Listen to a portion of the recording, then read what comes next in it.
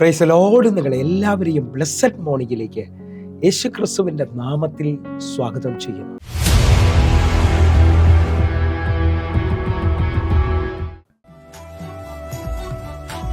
ജീവിതയാത്രയിൽ കൂടെയുണ്ട്, തളരാതെ എന്നും താങ്ങിടുന്നു.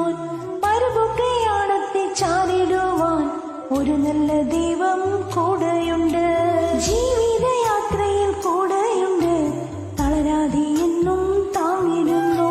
പരുപൊക്കെയാണത്തെ ചാടിടുവാൻ ഒരു നല്ല ദൈവം കൂടെയുണ്ട്. ഈ ദൈവത്തെ ഞാൻ തിരിച്ചറിഞ്ഞു, സ്നേഹസ്വരൂപനെ ഞാൻ രുചിച്ചറിഞ്ഞു.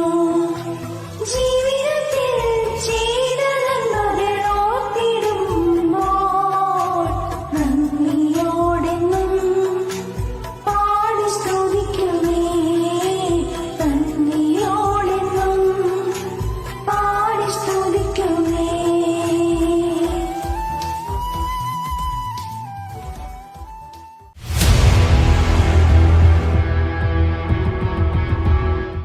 അനുഗ്രഹിക്കപ്പെട്ട ഒരു പ്രഭാതം കൊണ്ട് നമ്മുടെ ജീവിതത്തിൽ അനുവദിച്ചു തന്ന വലിയവനായ ദൈവത്തെ നമുക്ക് ഒരുമിച്ച് ചേർന്ന് നന്ദി പറയാം. എത്ര പേർ പറയും, ഞാൻ നിന്നതല്ല, എൻ്റെ ദൈവം എന്നെ നിർത്തിയതാണ്? ഒന്നുകൂടെ പറഞ്ഞു കഴിഞ്ഞാൽ 2026 ഫെബ്രുവരി മാസം 9 വരെയും എന്നെയും എൻ്റെ കുടുംബത്തെയും കണ്ണിലെ കൃഷ്ണമണി പോലെ സൂക്ഷിക്കുകയും വിടുവിക്കുകയും ചെയ്ത വലിയവനായ ദൈവത്തിന് നന്ദി പറഞ്ഞുകൊണ്ട് ഈ പ്രഭാത ചിന്തയിലേക്ക് നമുക്ക് ഒരുമിച്ച് അടുത്തു വരാം. തക്ക സമയത്ത് ഉയർത്തുന്ന ദൈവം. പ്രിയരെ, പ്രാരംഭവാക്യത്തിലേക്ക് 1 പത്രോസ് 5-ാം അധ്യായം അതിൻ്റെ 6-ാമത്തെ വാക്യത്തിലേക്ക്. അതുകൊണ്ട് അവൻ തക്ക സമയത്ത് നിങ്ങളെ ഉയർത്തുവാൻ ദൈവത്തിന്റെ ബലമുള്ള കൈക്കീഴെ താണിരിക്കുവിൻ. പ്രിയരെ, പ്രഭാതത്തിൽ ദൈവം നമ്മോട് ഇടപെട്ട അനുഗ്രഹിക്കപ്പെട്ട വചനത്തിനായി നമുക്ക് ഒരുമിച്ച് ചേർന്ന് ദൈവത്തിന് നന്ദി പറയാം. ഈ പ്രഭാതത്തിൽ ഞാനും നിങ്ങളും ചിന്തിക്കുന്നത് തക്ക സമയത്ത് ഉയർത്തുന്ന ദൈവത്തെക്കുറിച്ചാണ്. നമ്മുടെ ചിന്തകളെക്കാൾ വലുതാണ് ദൈവത്തിൻ്റെ തക്ക സമയം. പ്രിയരെ, അതൊന്നും നിങ്ങൾക്ക് മനസ്സിലാകണമെങ്കിൽ യോഹന്നാന്റെ സുവിശേഷത്തിലേക്ക് നിങ്ങൾ കടന്നു വരുമെങ്കിൽ അതിൻ്റെ 11-ാം അധ്യായത്തിൽ തനിക്ക് പ്രിയനായ ലാസറിനെ കാണാൻ കഴിയും. ഇതാ തൻ്റെ സഹോദരിമാർ തനിക്ക് പ്രിയനായ ലാസറിനെ കാണാൻ കഴിയും. ലാസറിൻ്റെ സഹോദരിമാർ തനിക്ക് ദീനമാണ് എന്ന് പറഞ്ഞുകൊണ്ട് യേശുവിൻ്റെ അടുക്കലേക്ക് ആളെ അയക്കുന്നത് നമുക്ക് ആ ഭാഗം വായിച്ചു നോക്കൽ വ്യക്തമാണ്. എന്നാൽ ആളെ അയച്ചു കഴിയുമ്പോൾ യേശു കർത്താവ് അവരോട് മറുപടി പറയുകയാണ്, ഈ ദീനം മരണത്തിനായിട്ടല്ല, ദൈവപുത്രൻ മഹത്വം എടുക്കേണ്ടതിന് വേണ്ടിയാണ്. പ്രിയരെ, ഞാനും നിങ്ങളും പ്രാർത്ഥിക്കുന്ന ചിലത് വേഗത്തിൽ മറുപടി വരുന്നത് കാണാം. ചിലത് താമസിക്കുമ്പോൾ നമ്മുടെ ചോദ്യം, നമ്മൾ ഇത്രയും വിളിച്ചിട്ട് ദൈവം മറുപടി തരുന്നില്ലല്ലോ എന്നുള്ളതാണ്. എന്നാൽ ഞാനും നിങ്ങളും ചിന്തിക്കുന്നതിനേക്കാൾ വലിപ്പമാണ് ദൈവത്തിൻ്റെ സമയം എന്നുള്ളത്. ആ സത്യം ആരെങ്കിലും ഒന്ന് തിരിച്ചറിഞ്ഞാൽ ആ സമയം മുതൽ ആ വ്യക്തികൾ നിരാശപ്പെടത്തില്ല. കാരണം അവർക്കറിയാം തക്ക സമയത്ത് വഴി തുറക്കുന്ന, തക്ക സമയത്ത് ഉയർത്തുന്ന ഒരു ദൈവമുണ്ട്. ഇതാ ലാസർ ദീനമായി കിടക്കുന്നു എന്ന് അറിഞ്ഞിട്ട്, അല്ലെങ്കിൽ ഒന്നുകൂടെ പറഞ്ഞാൽ പ്രിയനായവൻ ദീനമായി കിടക്കുന്നു എന്ന് അറിഞ്ഞിട്ട് യോഹന്നാന്റെ സുവിശേഷം 11-ാം അധ്യായം അതിൻ്റെ 6-ാമത്തെ വാക്യം. എന്നിട്ടും അവൻ ദീനമായി കിടക്കുന്നു എന്ന് കേട്ടപ്പോൾ താൻ അന്ന് ഇരുന്ന സ്ഥലത്ത് 2 ദിവസം കൂടെ പാർത്തു. നിങ്ങളെ ശ്രദ്ധിച്ച്, ദീനമായി കിടക്കുന്നു എന്ന് മനസ്സിലാക്കിയിട്ട് 2 ദിവസം കൂടെ ആ ദേശത്ത് പാർക്കുകയാണ്. നമുക്ക് പ്രിയരായവർ രോഗശയ്യയിലാണെങ്കിൽ നാം വേഗത്തിൽ അവരുടെ അടുക്കൽ ചെല്ലുവാൻ നോക്കും. ഇവിടെ ഞാനും നിങ്ങൾ ശ്രദ്ധിച്ചാൽ ദൈവം മിണ്ടാതിരിക്കുന്നതായിട്ടും, എൻ്റെ ഭാഷയിൽ പറഞ്ഞാൽ ദൈവം വലിയൊരു ക്രൂരത കാണിക്കുന്നത് പോലെ തോന്നും. പക്ഷെ ലാസർ മരിച്ച് 4-ാമത്തെ ദിവസം ഇതാ യേശു കർത്താവ് കല്ലറയുടെ അടുക്കലേക്ക് ചെല്ലുകയാണ്. നിങ്ങൾ വിശ്വസിക്കുന്നവരാണെങ്കിൽ ലാസറിന്റെ സഹോദരി മാർത്ത പറയുന്ന ഭാഗം നമുക്കൊന്ന് ശ്രദ്ധിക്കാം. യോഹന്നാന്റെ സുവിശേഷം 11-ാം അധ്യായം അതിൻ്റെ 21-ാമത്തെ വാക്യം. മാർത്ത യേശുവിനോട്, കർത്താവേ, നീ ഇവിടെ ഉണ്ടായിരുന്നെങ്കിൽ എൻ്റെ സഹോദരൻ മരിക്കില്ലായിരുന്നു. മാർത്ത പറയാണ്, നീ ഇവിടെ ഉണ്ടായിരുന്നെങ്കിൽ എൻ്റെ സഹോദരൻ മരിക്കത്തില്ല.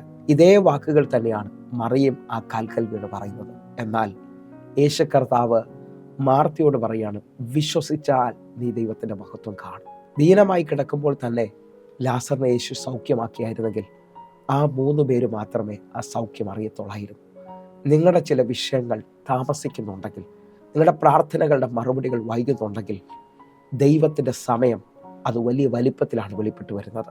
ആ ദേശം മുഴുവൻ അറിയുന്ന രീതിയിൽ ലാസറിനെ മരണത്തിൽ നിന്ന് ദൈവം എഴുന്നേൽപ്പിക്കുകയാണ്.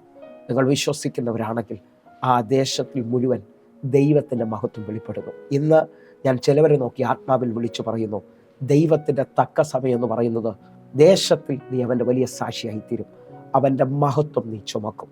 ആത്മാവിൽ സ്വീകരിക്കാൻ പറ്റുന്നുണ്ടെങ്കിൽ ഇതുവരെയും കാണാത്ത വലിയ നന്മകൾ നിന്റെ ജീവിതത്തിൽ വെളിപ്പെട്ടു വരും.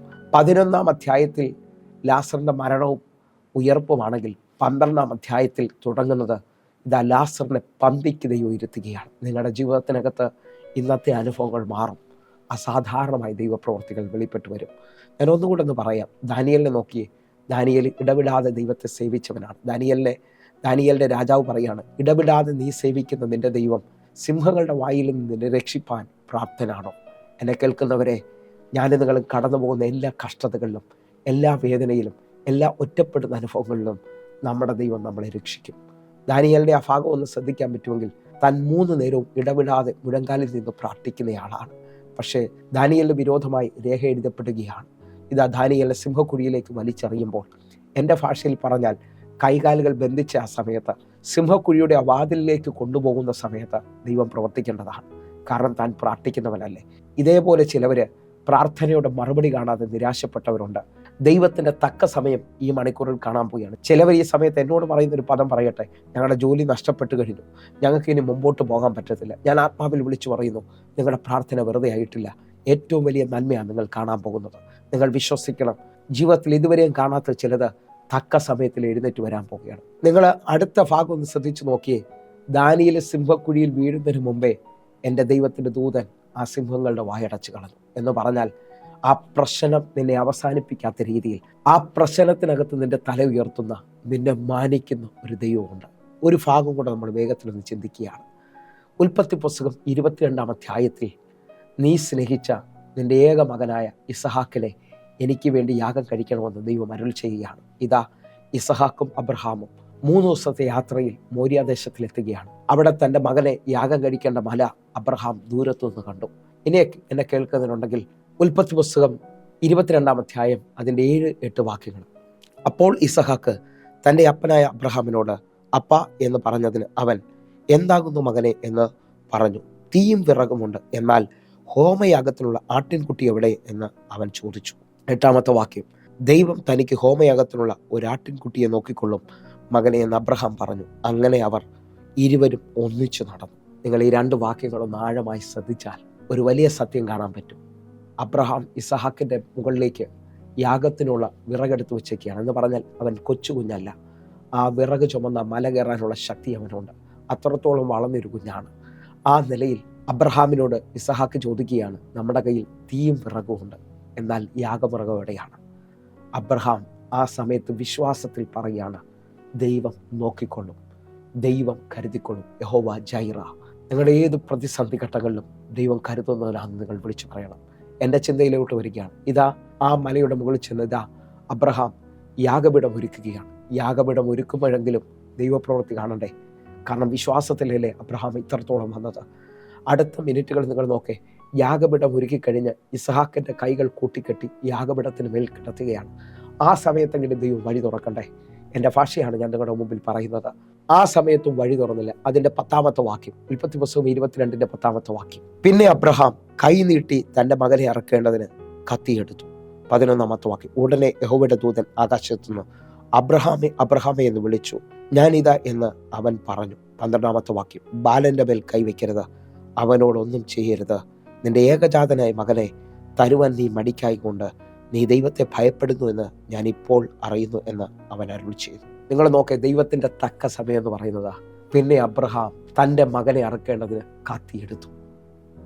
അബ്രഹാം കത്തിയെടുത്ത് ഉയർത്തുന്ന സമയത്ത് ദൈവത്തിൻ്റെ ദൂതൻ അബ്രഹാമെ എന്ന് ഒറ്റ പ്രാവശ്യമല്ല വിളിച്ചത്, അബ്രഹാമേ അബ്രഹാമേ എന്ന് 2 പ്രാവശ്യം വിളിക്കുക. ഒറ്റ പ്രാവശ്യം വിളിച്ചാൽ ആ വിളി കേൾക്കാതെ പോകുന്നുള്ള തലം ദൂതന് മനസ്സിലായി.